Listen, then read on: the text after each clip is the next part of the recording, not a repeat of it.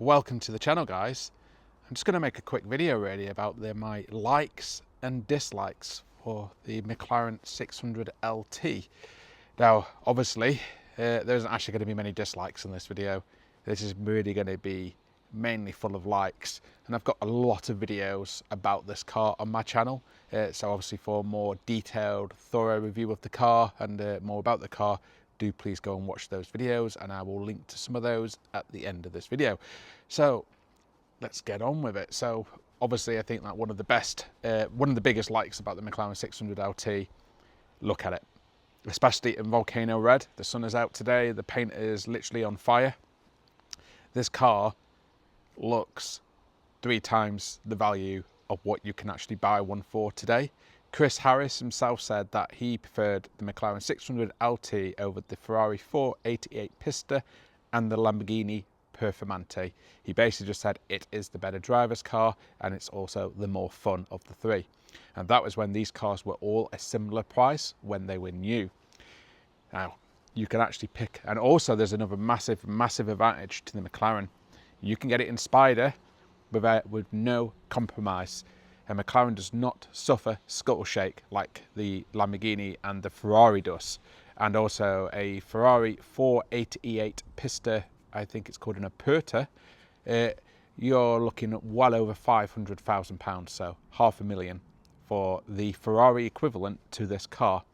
A Lamborghini Performante Spider, they're about £200,000, and the other big disadvantage of the Lamborghini when it's in Spider form, the cabin is incredibly small, and if you are literally over 5'10", if you're 6 foot, you will literally, when you're looking out the car, because you're sat so high up in the Lamborghini Spider, your eyes are at this eye level here.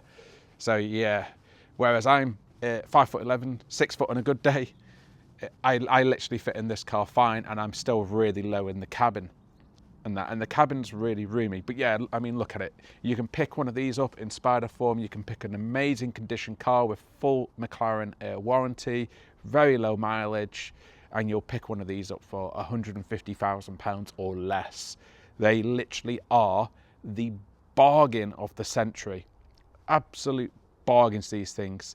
They are, even though the McLaren is 600 horsepower, the Lamborghini Performante is 640 horsepower, and the Ferrari 488 Pista is 720 horsepower. The performance of the 3 cars in a straight line are all actually pretty similar. The Lamborghini is probably the quickest 0 to 30 because of 4-wheel drive. The McLaren is potentially the quickest 30 to 120 mile an hour because it's the lightest. And then the Ferrari, in theory, should have the best at the top end because it has the most horsepower. But that's all theory. But the simple fact is they're all crazy powerful, they're all crazy fast, and they're all relatively light. We've weighed this car, so with a full tank of fuel on a set of scales, my McLaren 600 LT, which is a very high spec car with the upgraded stereo system, etc., weighed in at 1,440 kilos. That was with a full tank of fuel. It's a light car, and this is the Spider.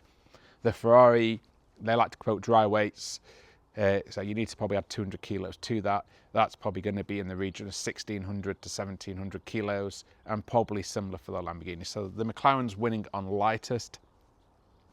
But yeah, a major like of this car, simply the way it looks. It doesn't look like it's a £150,000 car.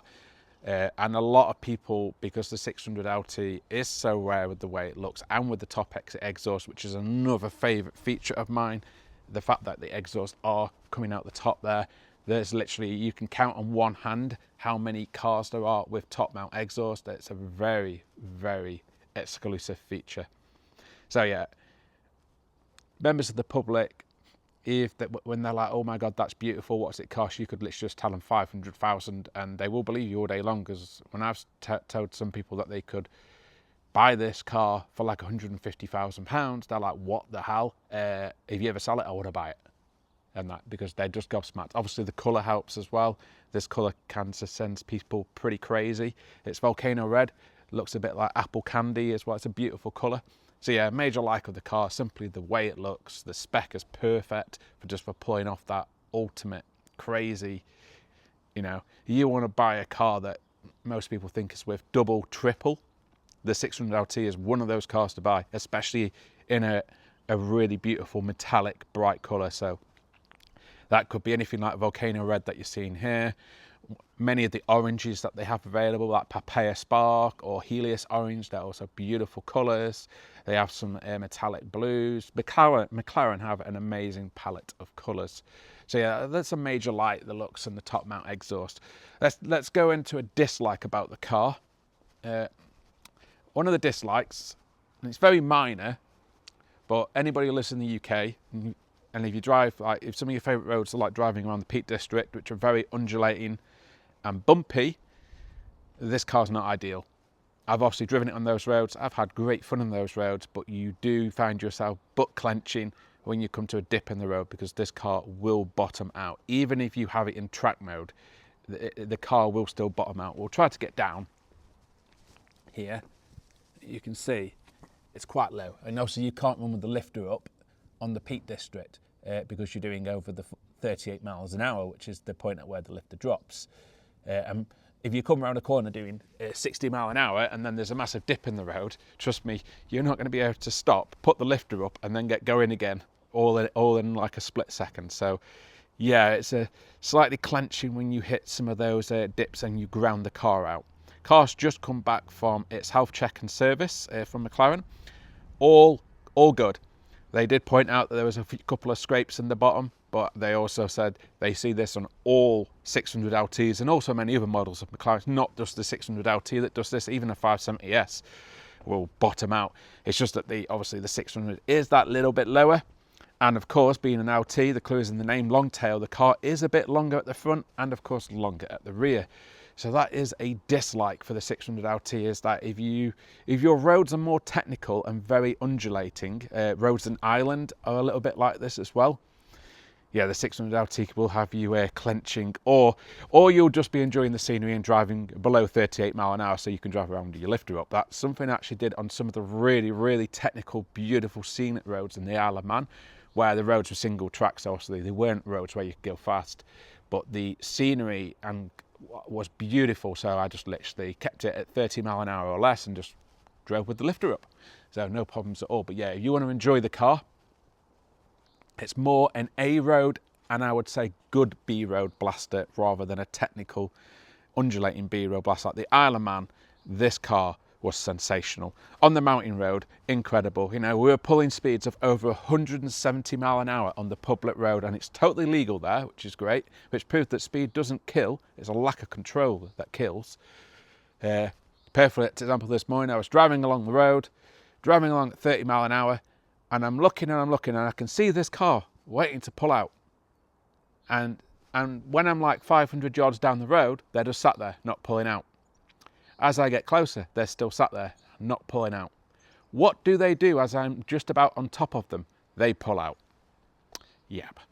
How they don't see the car is beyond me. It was an old couple, so I just took a deep breath and just settled down and just backed off. I didn't go crazy because older people and that, don't know why they didn't see me, obviously. And obviously I wasn't speeding because I was preempting that they were going to exactly do what they did. So I was only doing the speed limit. But yeah, if it had maybe been somebody else, they could have maybe just ploughed straight into them. Yeah, so it happens. But so yeah, great roads. This car is sensational, but that is a dislike. It is a bit too low for its own good, and the ride height is not adjustable. This car, like an equivalent Ferrari, it doesn't have coilover suspension, so you can't adjust the ride height. Otherwise, I would probably I wouldn't want to raise it too much because the stance of the car is perfect. And as I say, it's just on the odd B road here and there. I say that last weekend I did probably about 200 miles driving around the Peak District, and it grounded out, I would say, a total of 3 times, 2 of which were nothing to worry about, but 1 felt pretty nasty. Of course, now we've had our health check and our inspection, no damage been caused, everything's fine on the underside, but yeah, it still makes you like, ooh, that felt a bit nasty. But yeah, you can still enjoy it, but I'm trying to think of dislikes, and dislikes are really hard on this car. So no matter how minor it is to make the video, I need to mention it, and that is a dislike. Another great thing about this car. We talked about the looks, but of course it's just everything about this car is an event. Are we open? Nope. I do have the key on me though, so let's do that. And then something that's really good about the 600LT and every McLaren you can buy is I find the interiors really roomy. They're basic, especially in a 600LT. It doesn't even have carpets, but I don't consider that a negative. If anything, I think it's a positive because it's in the ethos of the car. LT, long tail, clue is in the name. LT is like the equivalent to Porsche RS. So these are stripped out racers. Let me just put my seat all the way back for you. So yeah, if you're like, you could easily own one of these, even if you're like 6'4". You're going to fit in one of these, no problem. And as you see, you've got all the carbon is exposed, so you've got carbon floor. This car's got the carbon full sills, which I think just set off the carbon tub perfectly. And it's a really nice place to be. And the ride quality is surprisingly good. Bear in mind, this is the 600LT, so this is actually the firmest of any car you can buy from McLaren for the road. The 600LT is the firmest. And let me tell you now, even in track mode on the suspension, this car still rides better than our Porsche Cayman R, even in track mode. That just shows you how good the ride quality is on McLarens. I mean, this is their most hardcore. I've been fortunate now. I've driven the 570S, I've driven the Artura, I've driven the 750S, I've driven the 720S. I think that's all the McLarens I've driven, and they all ride impeccably well. I would say the best riding of all of them was the 750S with the super suspension. The negative of that, as I've gone into my videos, it just for me removes some of the feel and the go-kart-esque of the car away. And it's great technology, but McLarens are too fast for the road. And this is why I went for the 600LT, because I find that I get a realism of speed from it that I didn't in some of the other models. What I would say, like, out of all the cars I drove, don't get me wrong, all McLarens are bonkers quick, but this is actually one of the slowest models in their range. Bear in mind, it's based on a Sports Series car, not a Super Series. It's actually one of the slowest, if you can consider a car with 600 horsepower that does 0 to 60 in about 2.6 seconds and onto 100 mile an hour in about 5 seconds slow. Then you get what I'm saying. They're not slow, not even by any sense of the imagination, but the Super Series are rocket ships by comparison. Much faster. But for me, when it comes to entertainment and excitement, I put the 720S, for me, as the worst. I was actually quite bored in the 720S. Once I got beyond its bonkers acceleration, I was just like, yeah, okay. I'm not particularly that excited by this car. You know, if I want to actually enjoy it and get the adrenaline flowing, I've got to do some crazy ass speeds on the road, which is very illegal and will land me probably lifetime in jail with the speed I would be going. So yeah, the 720S bottom of my list. Then I would put the next car as probably the 570S. And that, but I would move it, for me it's quite, on fun factor, it's quite a lot ahead of the 720S. For me personally, I know that everybody has different desires and different requirements, and a lot of people prefer the Super Series over the Sports Series. That's why McLaren have got the option there. Then I would put it as the 750S in third for fun factor. That car is a big step up from the 720S. It's a much more fun drive. The shorter gearing and how they've engineered the soundtrack is much better than the 720S, which makes it more fun. Then in second place, I'd put the Artura. That car is shockingly good. It's better than the 600LT if you do like driving in the Peak District, because the Artura won't bottom out and the ride is just that bit more supple. It's a more everyday McLaren, but the performance is blistering. And of course you've got the EV assist, which gives you instant torque for low down, so you can do skids at low speeds, which also makes it quite a lot of fun. But for the biggest amount of drama and the biggest amount of fun on the public road, within legal-ish speeds, hint hint, the 600 LT for me is the winner of the McLaren range, and it's why I bought one. You know, for what I paid for this, I could have bought a 720S easy. I could go and buy an Altura easy. But no, this is the car I'm sticking with. This is just such an event to drive. And it looks absolutely delicious. I just look at it. So yeah, so likes, looks amazing. It rides amazing. It's dead easy to fit in, and it's also really, even though I hate touchscreens. So let's say this is a minor dislike, but it's so minor. You want to do your heaters and stuff, it's on that center touchscreen there, but it's a minor dislike. And the reason it's a minor dislike is because actually it's dead easy to use. I don't need to take my eyes off the road because A, it's in my peripheral vision, but B, the zones on the screen that you need to hit to turn the heaters up or down and the fan up or down are massive.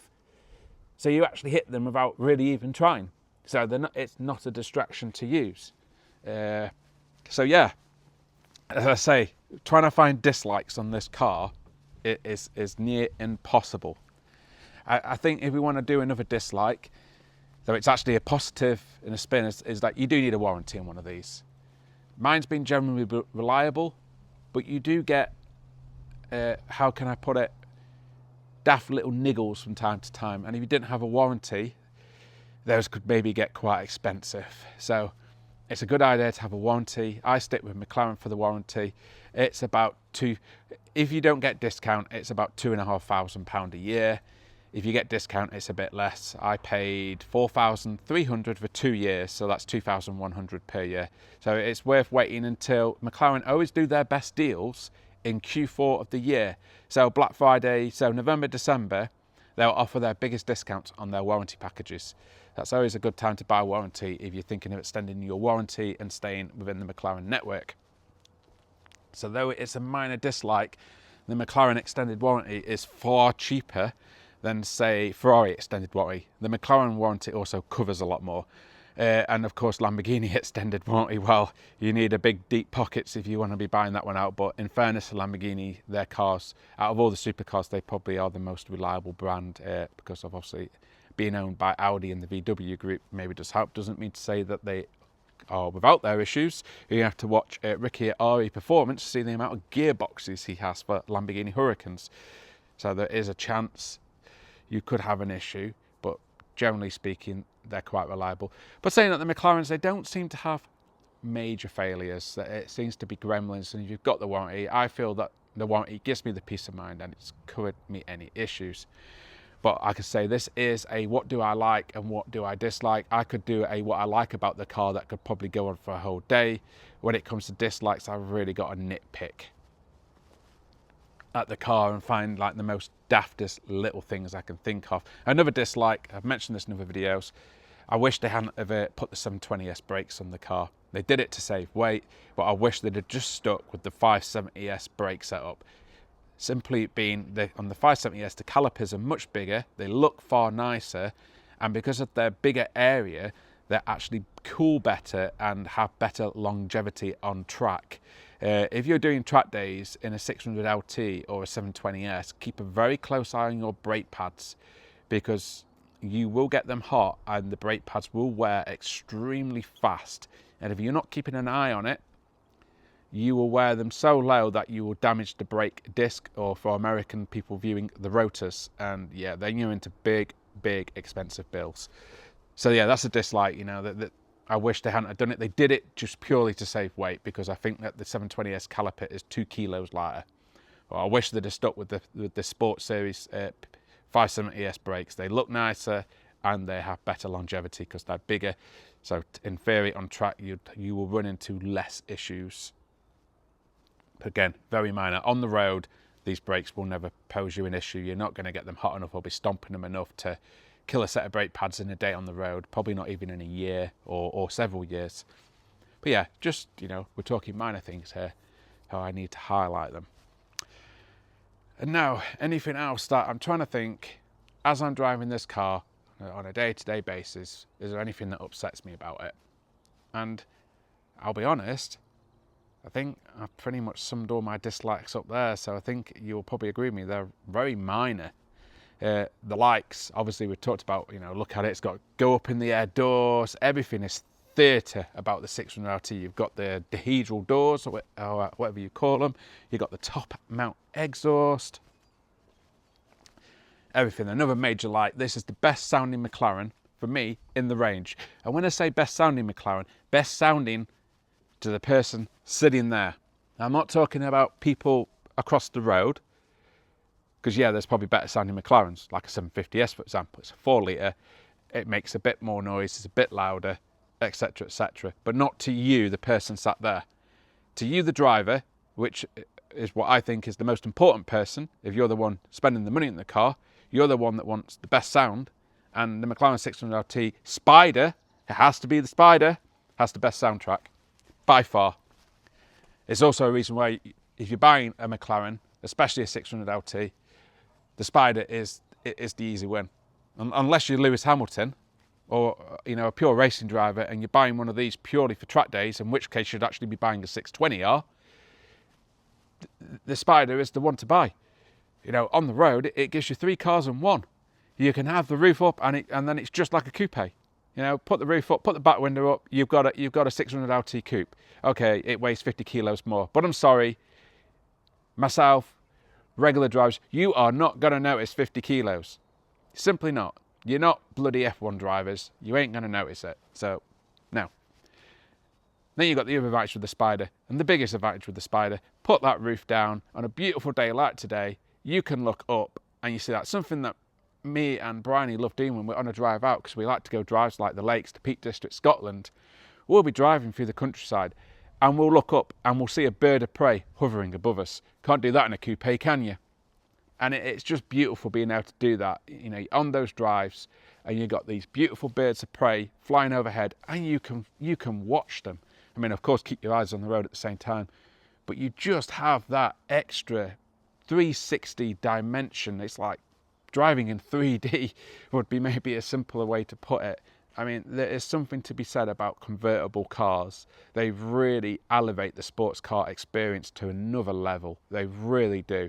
And when it comes to McLarens, there are zero negatives to having a convertible. You've got a carbon tub. There's no scuttle shake. There's no lack of rigidity in the chassis. It's a carbon tub, guys. Get the Spider, especially when it comes to 600 LTs, because the premium to get into a Spider sometimes is as little as just £10,000, and you're getting so much more car. So yeah, Spider, massive, massive like.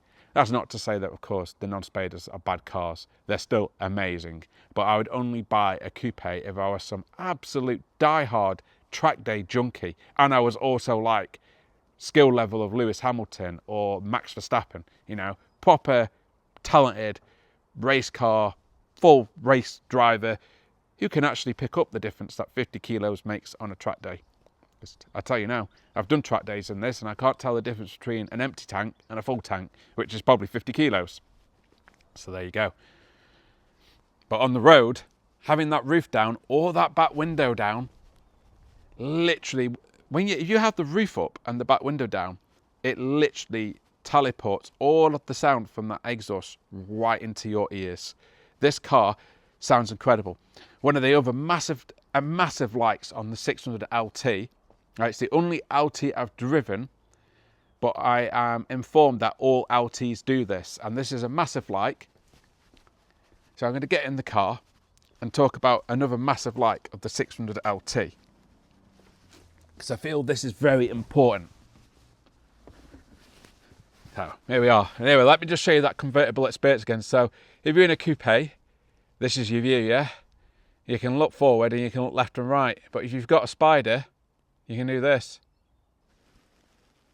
There we are. And you've got all that. So if you're on a beautiful country road and you're surrounded by birds of prey or just really cool stuff to see, you can just look up and you can admire everything. And if you're on a night drive and it's a clear sky and you're in an area where there's not lots of unnatural light and it's a dark sky, oh my, you look up and you see the stars. Something else incredible as well.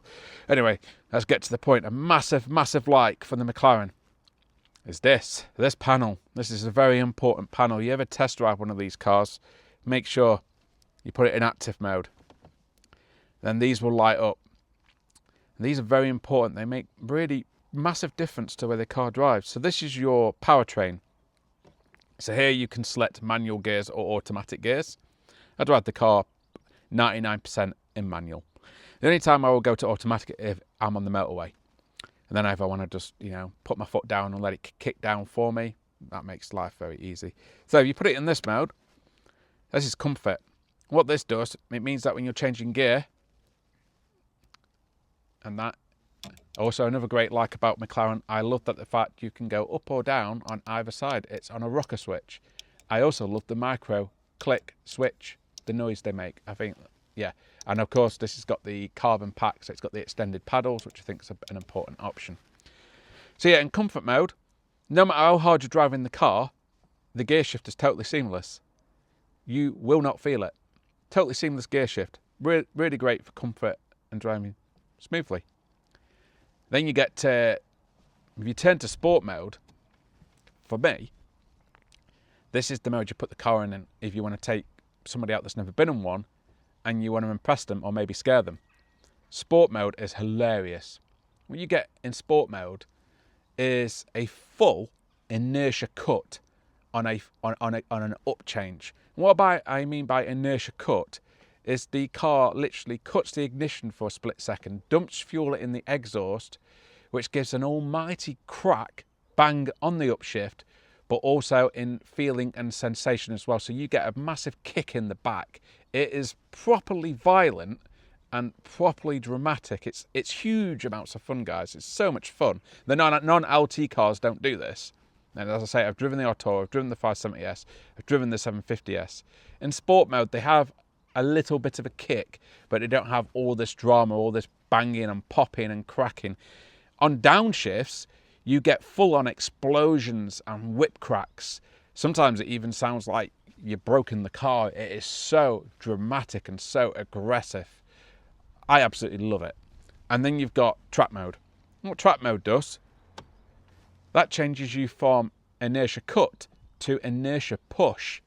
So what you get, so you no longer get the big bang or the whip crack or the pop. All you get now on an upshift is almost feels like the car just, as you pulled the paddle, injected another 50 horsepower. And you get that sensation of being pushed down the road even quicker as it's doing the gear shift. Now, don't get me wrong, I'm talking about the gear shifts here, but this gearbox is instant. So the moment you touch this paddle and pull it, boom, the gear's changed. Boom, it's changed. Same on upshifts. It's instant. It's absolutely instant, but it's just the way it puts the gear in. So comfort is seamless, sport is dramatic, and track is a push forward. It's really a lot of fun and really impresses me. I also believe the traction control is also, no, ignore that. I would be wrong if I carried on that conversation. Then you've got this one. This button here is ESC dynamic mode, or ESC off if you hold it down. When you have the suspension in comfort mode, this does nothing. In comfort mode, the car rides great. Rides far nicer than our Cayman R. Rides much nicer than our BMW M2 OG did.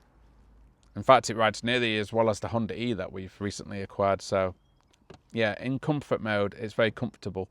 It rides about the same as a 570S in sport mode for anybody who's got a 570S. So, yeah, the 570S does ride a bit softer again. If you put it in sport mode, the suspension firms up a bit more and your traction control gets a little bit more slip. But then you can enable your ESC dynamic, which will allow you some slip, which is great fun. The car also seems to allow more torque because it actually allows wheel spin. So instead of potentially holding back when you're giving it full gas, it's delivering all the torque when you're in ESC dynamic, which just make the car a lot of fun. And of course, it's a bit firmer in sport mode. And then, you go to track mode and it's a bit firmer again. And of course, if you've got ESC dynamic mode, it allows a bit more slip again. So for me, if you want the most drama or like to scare people or like, just be like for them to go, oh my God, I find on the road, if you're on a good A road, it is best to be in sport on drivetrain and track on the handling with ESC dynamic enabled. This will make the car the firmest with the most slip. So it's very enjoyable and it's very controllable. The chassis on this car is impeccable. If you're on a track day, then yeah, it makes sense to be obviously in track there as well, because these gear shifts in sport mode are abrupt. They can upset the balance of the car. On the road, they're great fun. They're very dramatic. You know, they will make your passengers, if they get scared easy, scream like crazy because you'll pull the paddle and you'll just literally see their head go boop. And yeah, it's quite funny. My battery in my fob is low at the moment. I do need to change it. I haven't changed it, and as the car's been sat here dead with the doors up, let's see if we can get some life out of it. Oh, it looks like it's. I'm going to change the battery when I go inside, but I thought I'd do this video while sun was out. So now I'm going to demonstrate to you. Oh, so let me just demonstrate how easy these controls are. So here's the car coming into live. So there's your initial light screen. It's got 48 days battery parking. That's over exaggerated. That I always say, if it says you've got 48 days, if you're going to leave it off charge, you've probably got about 25 days, about a month at maximum. This car for me lives on its trickle charger, and I recommend that for any supercar. They really don't last long standing idle. Don't know why, but yeah, there must just be a lot of parasitic drain on supercars. Then we press the start again and get the different dials. We're getting the key not found. So if you ever get this in your McLaren, literally put your key like behind the head unit here, and then just like literally try pressing the start button. So I'm going to put my foot on the brake, and we're going to, oh, let me turn off the radio. We don't want that. So you can see now the dash is lighting up more, and there we are, into live. And of course, listen.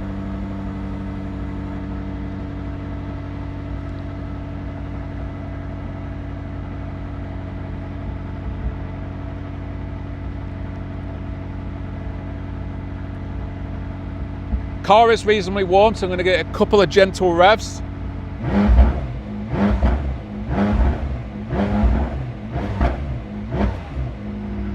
That's 3,000 RPM.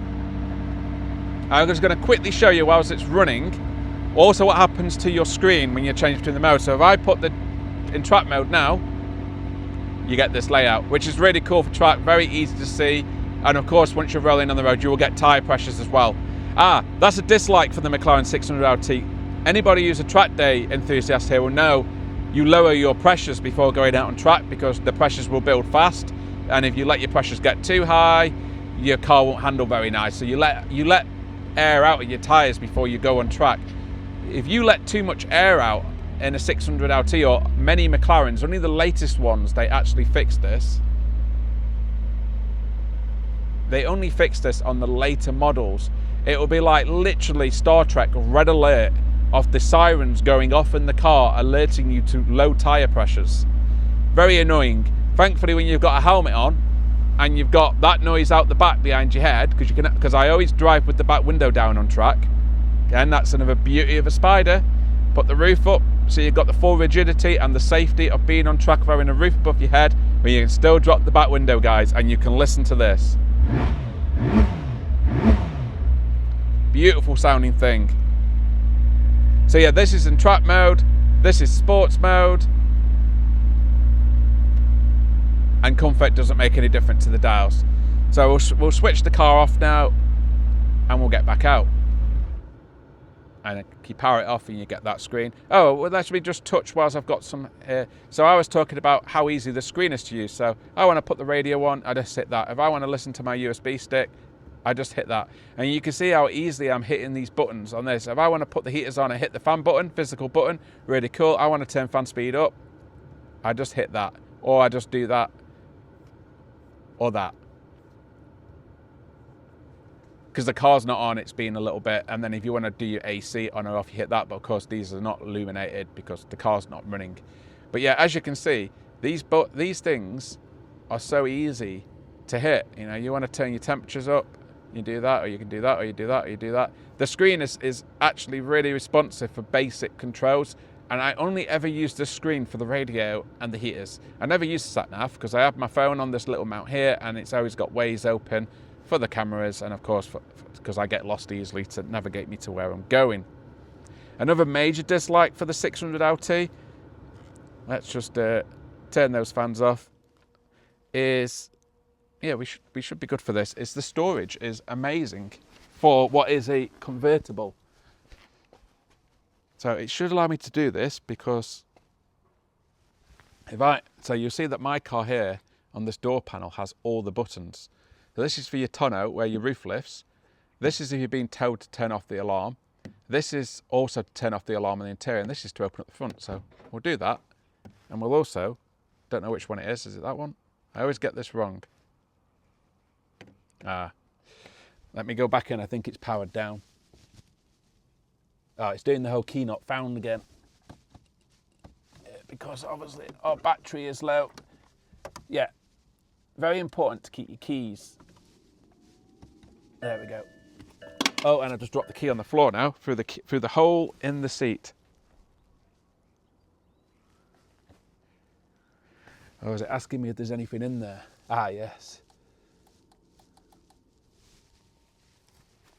I've done this before. I'm being an idiot, guys. I can't show you what's in the tonneau cover because the roof is down. Yeah, dumb moment. And when you got the roof up, you press those buttons there that I was alluding to. In fact, let me get my key, which I've just dropped on the floor of the car. So, in theory, yeah, okay. We'll demonstrate that in a minute, but let me just show you the storage here first.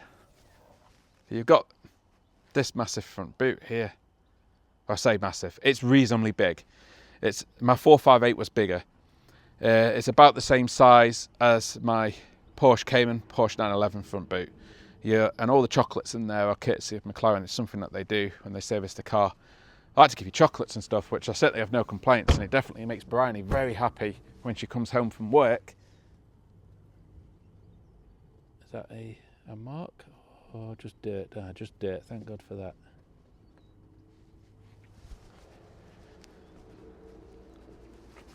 So let me close the doors, because I think this is the only way we're going to get this to work. I am going to have to wrap this video up pretty quick. But yeah, as you can see, it's mainly all likes with the 600 LT. The dislikes are very minimal. I guess if you're one of these people that's very easily, really likes a soft plush car, then yeah, of course the 600 LT, you wouldn't get along with it. Right, so this should put the roof up now. He says, am I doing this right? There we go. Now the roof's going to go up now. Am I getting here quick? You see this cubbyhole here?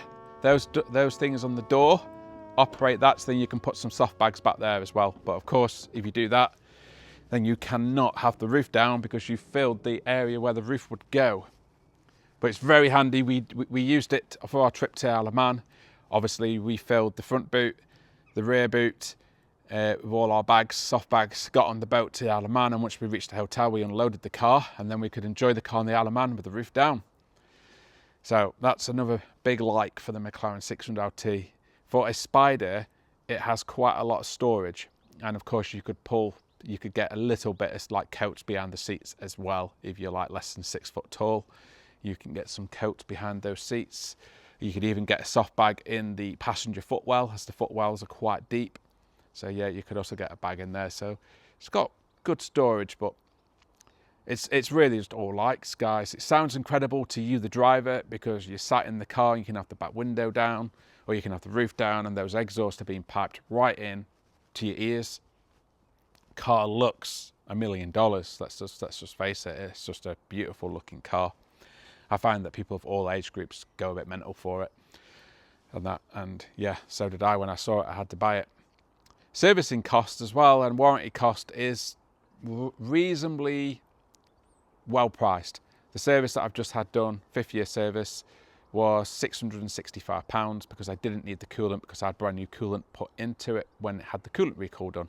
So I saved quite a lot of money on this 5th-year service. The warranty, as I said, is about £2,100 a year. It's £550 of tax per year, but I believe next year, because it will be on its 6th birthday, it drops to £190. So that's pretty good, same as it will cost to tax an EV now that's registered after 2017.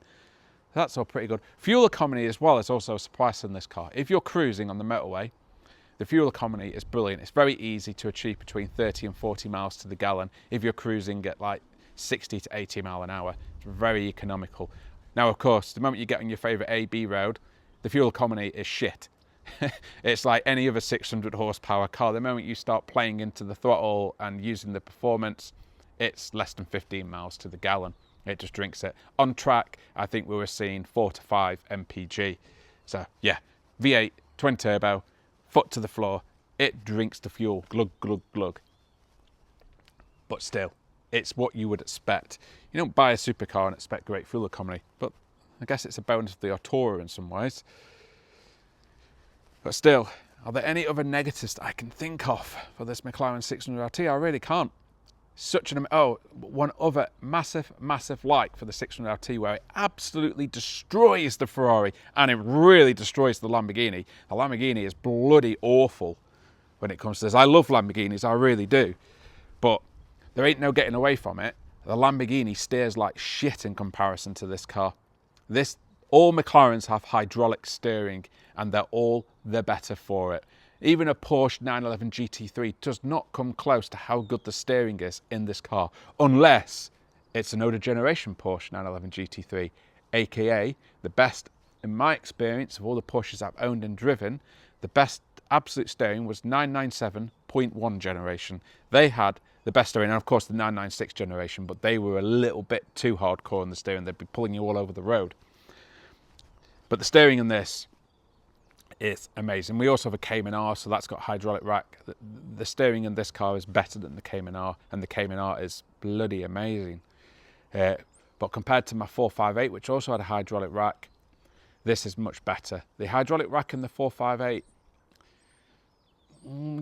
wasn't as good as really it should have been. It was good on track. There was plenty of feel on track, but on the road, unless you were really driving it at like 9 tenths, 10 tenths, it lacked somewhat in feel, which was a shame because it was a hydraulic rack.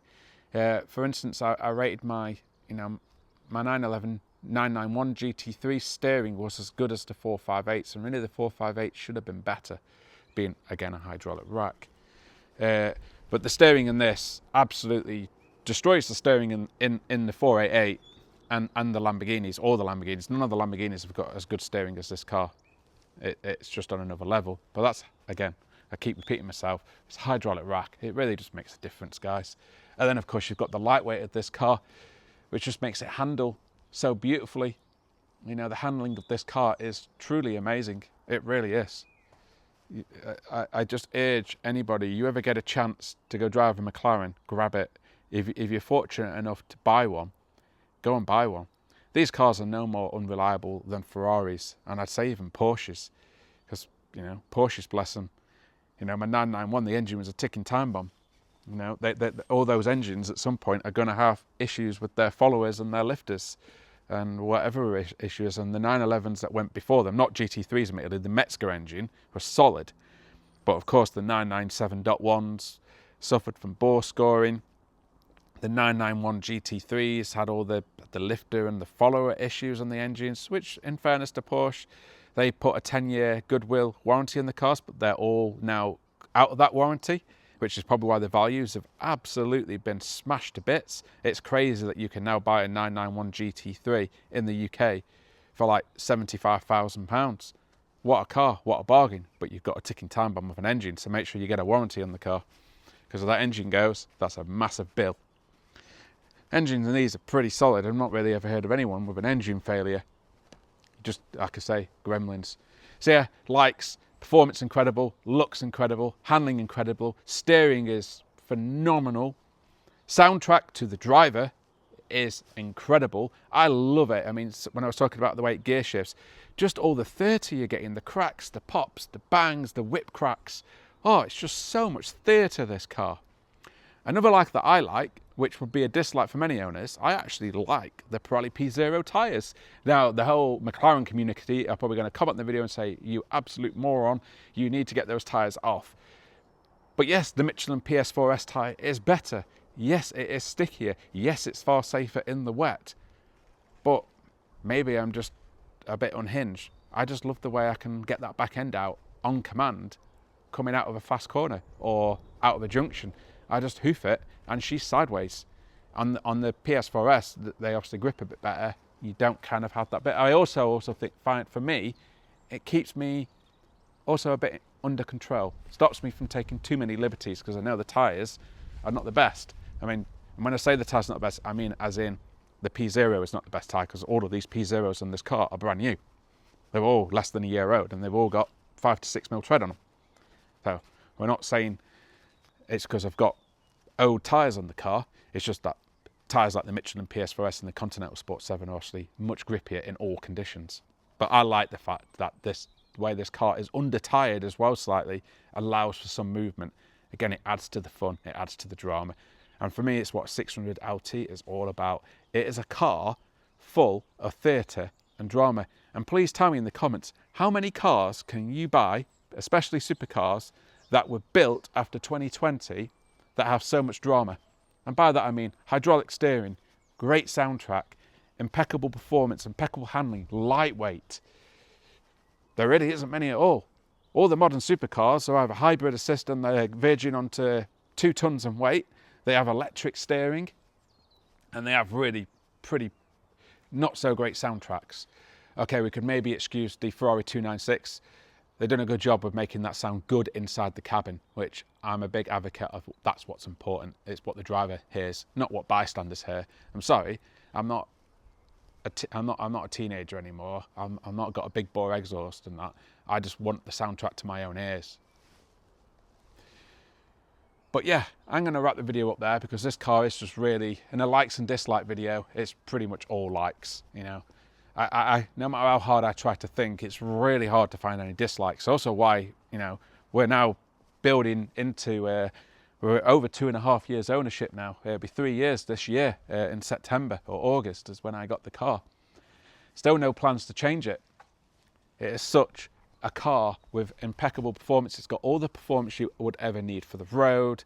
It's full of drama. It is so much fun to drive. And when you get it on the right A road or good B road and there is no traffic, oh my, this car is absolutely breathtaking because the acceleration never stops. It's not a Tesla, one trick pony that's quick to like 60, 70. This car will accelerate all the way to 200 mile an hour and do it quick.